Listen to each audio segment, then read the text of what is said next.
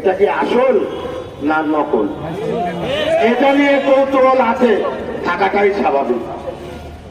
আমি অত্যন্ত শ্রদ্ধার সঙ্গে স্মরণ করি এবং সম্মান জানাই সমানভাবে আজকে এই সিংড়াতে যারা 31 দফা বাস্তবায়নের জন্য ধানের শীষকে সামনে নিয়ে নিজেদেরকে প্রার্থী হিসাবে ঘোষণা করে মনোনয়ন প্রত্যাশী আছেন।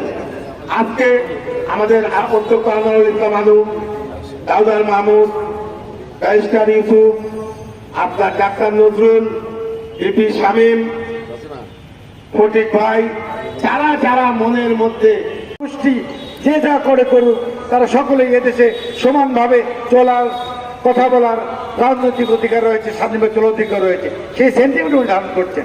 আপনি যে দল করেন করেন, যে ধর্ম করেন করেন, যে যে যে জাতির হন না কেন সেভাবে করেন, কিন্তু আপনার যার যার অবস্থান থেকে যার যার অধিকার সেটা সংরক্ষণ করার কথা বলছে আমাদের নেতা যে রাষ্ট্রপতি জিয়াউর করেছিলেন, আমার নেতা যারা তারেক রহমান বলছেন। আমরা বলতে চাই বিগত সময় কে কি করেছে ওইটা বিষয় নয়, বিষয় যে কেউ দলের নাম ভাঙিয়ে যারা অপরাধ করেছেন অপরাধের বিচার হবে, কিন্তু কোনো দলের কোনো লোকের কোনো দল করতে পারবে না এরকম সেন্টিমেন্ট বিএনপি ধারণ করে না। তাই আমরা বলতে চাই আগামী দিনে দল রাষ্ট্র ক্ষমতায় আসবে, ঠিক কিনা বলেন ভাই? এটা কেমন আমাদের মধ্যে থাকবে, আমরা সবাই মিলে একসাথে কাঁধে কাঁধ মিলে আমরা কাজ করব, এই প্রত্যাশা আমরা সবাই রাখছি। প্রিয়